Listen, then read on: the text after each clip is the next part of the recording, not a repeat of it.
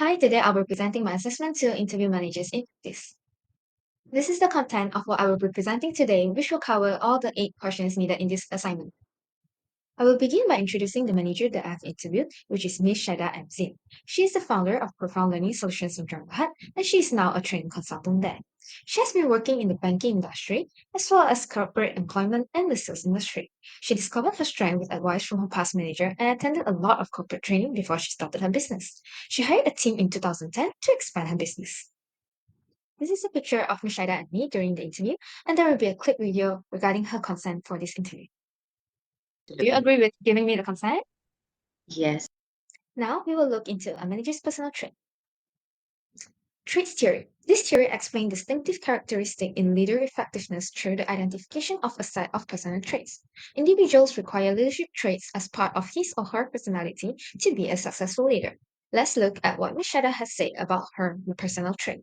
Can you identify any specific personality traits that you believe to have contributed to the effectiveness to you as a manager? Number one is clarity of vision. Based on what Ms. Shaida has shared, I have concluded a few leadership traits that she shows. The first one is confidence. She has the courage to start a new business that meets the niche in the market. Her confidence motivates her employees to confront challenges with resilience and determination. Next is vision. She has a clear vision for a team, and she always communicates it with her employees. It helps to give them a sense of direction of what the team is aiming for. Next is good communication skills. She can convey ideas and instruction clearly to a team and adapt her communication style to different situations and audience to build meaningful connection with her employees. Lastly is flexibility. She is open to new ideas and changes, especially when she is leading a younger team. She allows her young employees to take autonomy to lead in the usage of technology in the company. Now let's move on to managers' behavior. Based on the behavioral theory, there are two types of behavior.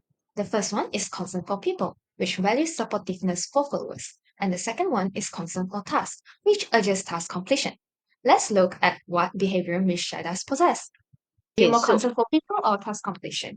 by nature, I'm a more people-oriented personality. But when I have my team, I actually have a mix. But when When Ms. Shada said that she has a mix of behavior, it means that she has 50% concern for tasks and also 50% concern for people.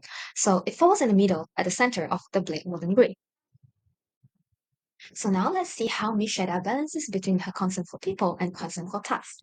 So she wants to make sure that everyone finishes the task given, but she also cares for their well-being. So she motivates and guides her team to solve the task together. She listens to their feedback to search for improvement. She told me that she assigns the task to more than one person to make sure that there is someone to back up in times where her employees has other concern. She delegates the task appropriately considering the skills and workload of each employee. She clearly defined tasks and objectives to make sure her employees get their priorities right. Moving on, we will look at the impact of Ms. Shaida's traits and behavior on her employees. These are the three main impacts that were discussed during the interview. The first is the employees' engagement. Ms. Shada promotes open communication and involves her employees in decision-making processes. Thus, they are enthusiastic about their work, committed to the organization goals, and are willing to go above and beyond to contribute to its success. Next is increased motivation. She's able to inspire and motivate her employees by setting a clear vision, providing meaningful goals, and offering support and encouragement. Thus, her employees enjoy working with her and are committed to achieve their objectives and strive for success together. Lastly, is increasing retention. A concern for her team creates a sense of loyalty and commitment among team members. Her employees love to work with her and are less likely to turn over. She told me that she still has employees that still works with her since her business started in 2008. Next, we will be discussing about leadership styles. There are many leadership styles, and we will be discussing a few in this presentation. The first one is transactional style. It focuses on meeting set tasks, which is more suitable for stable environment. It ensures task clarity and efficient goal achievement. The core elements includes contingent reward with active and passive management by exception. Next is the transformational style. This style prioritizes the personal development of followers by investing in understanding their individual needs and mentoring them towards their full potential. It emphasizes collective growth over personal gain. Some other leadership styles that I have learned and done some research are the autocratic, democratic, and laissez-faire style. Autocratic style emphasizes on the centralized control and strict adherence to authority. This may limit employees' engagement in the organization. Democratic style is a form of leadership that is participatory and inclusive. This may lead to greater employee satisfaction, motivation, and organizational success. Lastly is a laissez-faire style. This includes minimal interference from the leader, which may not suit those who struggles with taking responsibility. Let's look at what Ms. Shaida has said about her leadership style. I think today you cannot use one size fits all because the team Mhm. that's coming in is very diverse. So Ms. Shaida has said no one size fits all because the team that comes in is very diverse.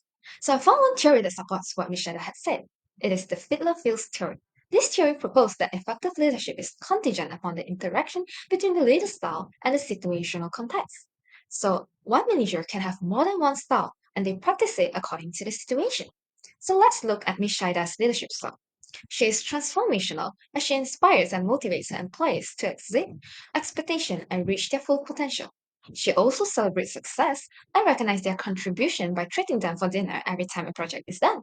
She also demonstrates both autocratic and democratic leadership style to match the specific needs of the situation, task difficulty, and the abilities of her employees. She goes autocratic with people who are just ready to take actions, while she goes democratic with her creative employees and listen to their feedbacks.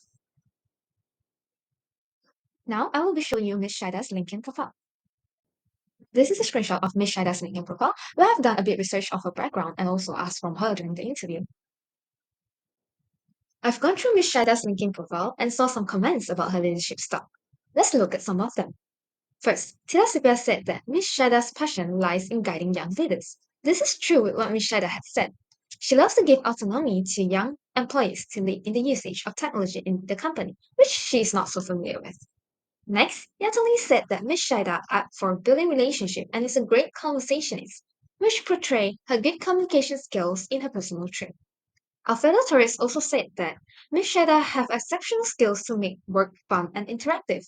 Drew Fit also added to this comment, saying that she is a mentor with great passion in guiding and coaching others. This proves that Miss Shaida has transformational style in her leadership. Alfredo Torres also further added that Miss Shaida is open to trying new ideas and selfless in sharing her knowledge. This shows that Miss Shaida is a flexible leader. We have now come to this question. Is a leader born or made? Let's look at what Miss Shaida thinks about this question. Miss Shaida cannot deny that some leaders may be born with some natural traits that are in their DNA, such as charisma, confidence, and emotional intelligence. But she still thinks that leaders are made. The main factor may be from her upbringing. She thinks that leaders acquires the traits and behavior from the teachings of the parents and teachers, which has much impact on the leader's traits and behavior. Next, she also suggests that leaders are made through personal development, where they attend training and learn from reading autobiographies of successful leaders. Lastly, she also said that leaders are made through adaptation. Leaders have to learn to adapt to new leadership style as the situation changes and the ability of the team changes too. So from these 3 points, Ms. Shaida supports that leaders are made. Now we will look at my notion. I believe that leaders are made because leadership is a skill that we need to learn and develop through education and training. Leaders are also made through experience and practice to refine their personal traits. Leaders should be actively seeking feedbacks, reflect on their experience, and learn from their mistakes. Lastly, leaders are also made through continuous improvement as they progress in their careers and solve the new challenges they encounter. My opinions are supported by this article that says that good leaders make themselves successful and effective via training, learning, and self education, which means that people are coachable and are able to develop themselves throughout their lives.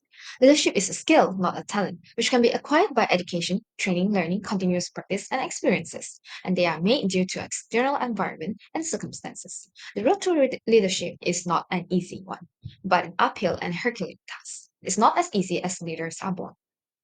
In this last part of my presentation, let's look at the significant lesson that I have learned. Reflecting on the interview, one simple lesson that I've learned is leaders must know their followers. I have been learning a lot on the manager side, but I know very little from the employee's view. After discussing with Ms. Shaida, I realized that it's very important for leaders to analyze their followers depending on the situation and their ability to handle tasks. Leaders must also know the attitude of their followers to make sure they are able to choose the best approach to manage them to ensure organizational success. So that's all from this presentation. Thank you.